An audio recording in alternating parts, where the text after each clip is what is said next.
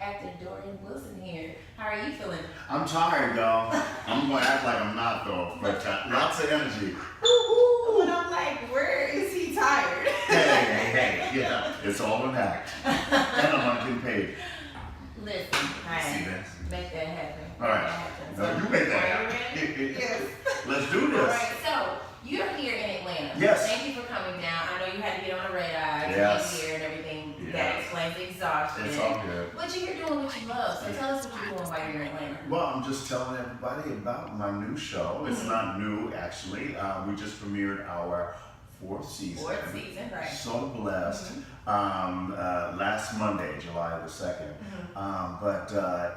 I think, in my eyes, this is the best season yet. And one of the reasons we added Kalita Smith to our show, and many of you will remember her from the Bernie Mac show, the mother on the Bernie Mac show. Right. That very sexy, very beautiful, very talented, gorgeous. and so funny. It's, and I shouldn't say, I'm gonna say it anyway. It's rare that you find really, really attractive people who are funny too, but she's one of those. And so I love working opposite of her. But we have a new romance that's blossoming, and I can't tell you too much about it this season, but you can expect that. John Marshall Jones is back for his fourth season as well. He plays my sidekick, Smitty, in the barbershop. And he's such a funny dude. And he makes us laugh on and off camera. I'm reunited with Ken Watson, who was from the Parkers. He was T on the Parkers, and he plays my son. Wow. How crazy is that? That's insane. But that says a lot about how everyone comes from all of these shows and also all a full circle. Everybody that is on the show, we worked together at one point or another. Kalita and I started out on Sister Sister together way back in the day. And I'm not going to tell you how many years, but that was a long time ago. And so, it was so much fun. I was doing that and Dream On HBO way before your time. I'm just saying. I was doing both shows at the same time, but I got on the show, Sister Sister, and here I'm working opposite of Jack A, who I grew up watching as well. I'm just a little younger than her, but so it was great to see this icon, and I'm like playing opposite. I'm like, I get to kiss, really, and I get a check, I get a paycheck, So it was really great. So the name of the show is In the Cut. If you haven't checked it out, and it's on Bounce TV, correct? Correct. So how has the relationship been with working with Bounce? Excellent. One of the wonderful things about it is we're on the ground floor of their creative new program. And we're getting back to scripted shows. And that's right up my alley. I grew up in television, and before the reality shows and whatnot. And I love it because this is where your true craft is.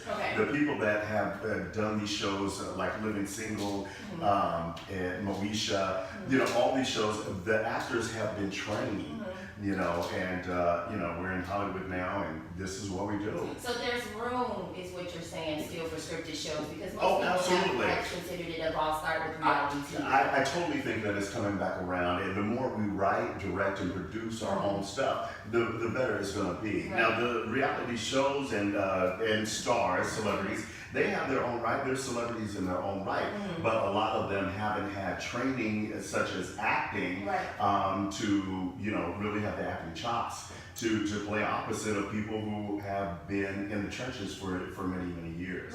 So before I go back to the show, talk about your training and share with the new actors who are out there just trying to find their way, and tell them where to find out how to get their niche and how to get in. Let me just say, I'm just saying. But I did. I went through a training arts school, two of them, back to back. One was called Pacific Conservatory of Performing Arts, and it was it's in California, and we had singing, dance, mime, voice every day. And I graduated and became part of the corps of actors. They hired like 70 corps actors that did their plays on the main stage. Now the stage is amazing. It seats like 1,500 people. Wow. Yeah, so I became training. You're getting this. Absolutely. Introduced to this huge audience. Yeah. So it was such a great learning experience. And one of the things that I used to teach acting 8 through 18-year-olds, I would tell them to get their training, because you can be in the right place in the right time and, land that perfect job. But if you don't have anything to sustain, if you don't have the acting chops, you're going to be a flash in the pan, and you're going to be like, whatever happened to, so definitely get your training, and, the rest is history. All right, awesome. So, back to the show. Yes. The storyline for Yes. the show, we can talk about that. A little bit. So, with things like that, let's talk about how that storyline tends to be pretty common in the Black community. Well, just across the board, it's not just us. It's minorities across the board. But the thing that I love about it, it's not just a father and son. It could be a daughter and father, daughter and their mother, but it's so relatable, and I think that's what makes our show so special, is people can relate to it. Not only my situation with Ken Lawson, but the other crazy characters that we have, like John Marshall Jones being the sidekick. He's a funny dude, and he's just out there kind of a little crazy, but you love him, and we've been friends for many, many years, and you don't want to throw those kinds of friends away, but you're just like, SMH all the time. It's like, what the hell? So people can relate to that. That's that uncle that, that comes to the parties, and you're just like, what is he doing? What is he going to do? So, and then Miss Laura, she kind of rounds out the cast. Laura Hayes from the Queen's Comedy. So very, very funny on and off camera. But she plays, who else could do this? I forget her name on the show. Okay. So y'all have to watch the show and find out where I'm just, No. It's not funny. But anyway, we're going to edit that little part. Oh, it's live. Hey, I was just kidding, Laura. We'll get back to you. But anyway, very, very funny. And so this season, people can expect more about our relationships with each other. And the thing that I really, really like about growing this sitcom is that the writers not only write for the characters, they're writing for us as actors. Oh, wow. So they know what Dorian's strengths are, and they incorporate that into each script, and that's how it's developed. But you're going to see the relationship, like myself and Kalita's Cheryl on the show, and how it blossoms, what happens, how it unfolds. Smitty falls in love this season. Oh wow! Ken Elf's character, he gets his independence, and he's really you see him becoming a man, and I won't give that away too much, but just new developments and strengthening our characters. Well, then that's amazing, because one of the things you talked about is just pointing out that staple and them doing the show around your strengths. Yeah. So for us in our community, we know that the barbershop is a staple. Oh, was absolutely. that what grabbed you into doing the show at the beginning, or was it just the character as well? First and foremost, Mabel is the name of her character. I just can't do it. I'm sorry, Laura. It's Mabel. Mabel's Table. She has a soul food restaurant. I ain't shit. I'm sorry. Soul food restaurant, and very funny. Okay, what was the question? So the question was the barbershop. Yes. It is. Yes. It is. And did they grab you for the show? Well, that's not what grabbed me. What grabbed me is our executive producer and creator and writer of the show, Bentley Kyle Evans. Wow. Such a good dude, and it's rare that you can say in this business you have people who are truly, let's say, very honest and dedicated and family oriented, and who has your back. And this dude is just that person. So the people that he had worked with over the many years, he's never forgotten. And all of us have worked with him in some kind of capacity over the years. And we all came back together to do the show. So that's what drew me in. He called me up and said, hey man, I'm doing another show. Would you be interested? And where do you see yourself? And I was like, sign me up. Right there. And so, yeah, and it was just a surprise to me. I had no idea or knew that we were both going to do the same show. Oh, wow. It was such a blessing. Wow. So when you say that you guys didn't even know that you were going to do the same show, and to me, I feel like for most people that are active in Hollywood, everyone pretty much knows each other. Now, we have something budding here in the city of Atlanta called Black Hollywood. Talk about how most people can like strengthen their relationships with each other so that their network can grow in this industry. Well, because LA is what it is. It's Hollywood, and you know, and like I said, like all of the people that are the main characters on our show, we have all worked together over the years and grew up together. So it's a small community, and just like Atlanta is growing and growing and growing. And matter of fact, I just did 3 movies back to back here. Where? What? I cannot say, and I already got in trouble yesterday for mentioning, but I did. I'm just saying. No, you're not getting me fired. I'm just saying.